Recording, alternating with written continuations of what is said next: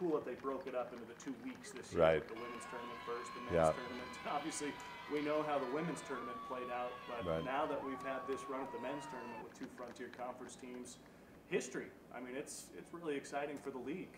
It really is, Richie. I think both teams probably, if they, in retrospect, look at this, I think the 2-week layoff has probably been helpful.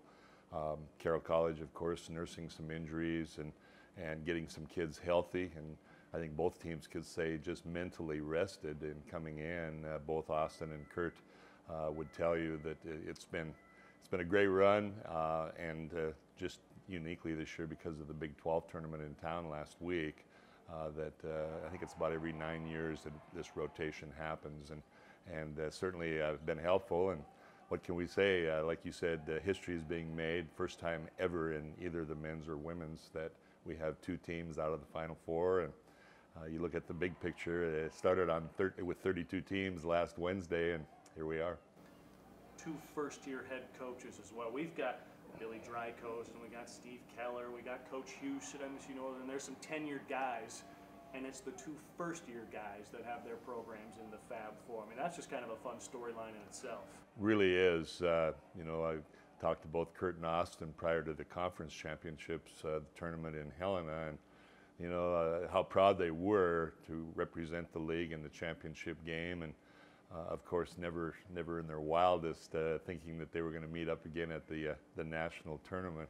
Spoke this morning to the head coach at William Carey. Just to put this in perspective, he's been at William Carey, he said, for 37 years, and this is his first Final Four. So when you talk about blessings, I know Austin and Kurt are beyond grateful for this opportunity, because you just can't take these types of things for granted. We all know that, and for them to be leading their teams into the Final Four is short of. And this is at any level. I mean, there's so many coaches at the NCAA or NAI level that have coached their whole career and never got to coach in a Final Four. So I know they're very thankful, they're very appreciative, and they're 2 great young coaches.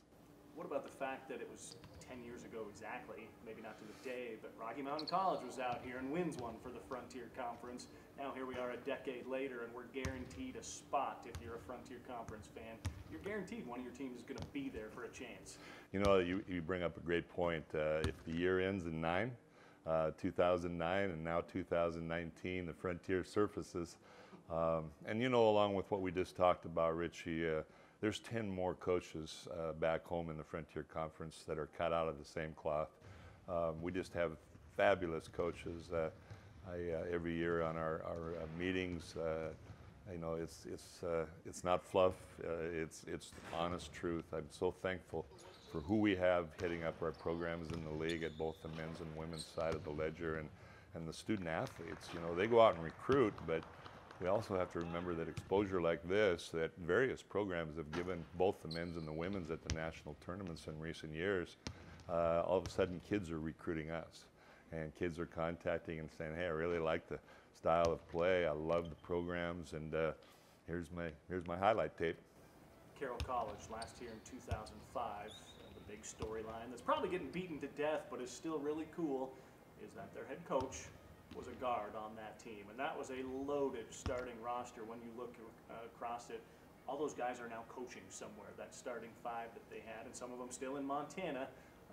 Were you in this position then in 2005? I mean, I know you were here at least watching that. I actually at the time was the principal at Whitefish High School, and I had to reintroduce myself to my staff when I got home, because I spent 10 days in Kansas City then too. But yeah, we were there, and it was, I told Coach Sturcott at the time, you load up a bus and you drive around Montana and you handpick 4 kids, and then, oh, by the way, swing through Turkey and grab Sinan Guler, and you got yourself quite a program. And this team reminds me a lot of that. Austin's team reminds me a lot of that. They're kids that just have that look in their eye. They truly love the game of basketball and represent our conference oh so well. You've been busy with wardrobes throughout the week.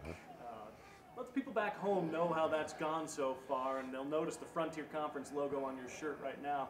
That hasn't been what you've been wearing so far this week.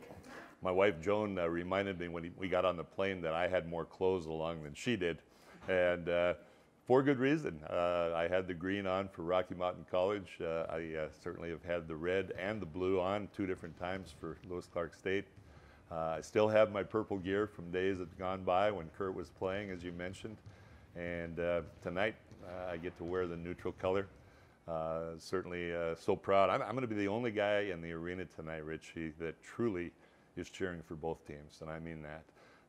You know, you have people there from Kansas City that are just there to watch great basketball. You've got the great fans from Lewis-Clark State College. You've got the great fans from Carroll College, and obviously they're supporting their teams. But tonight I get to be neutral. I get to be the commissioner, but I also am a proud father, and I think that's really important that you know we are representing the Mountain West and the Pacific Northwest so well. I know both President Pemberton and President Seck from the respective colleges, along with Charlie Gross and Brooke Hansey are here, and you know, we're one big happy family that tonight we get to play the rubber match, and I get to sit back and enjoy because I'm representing a great league and obviously love my job.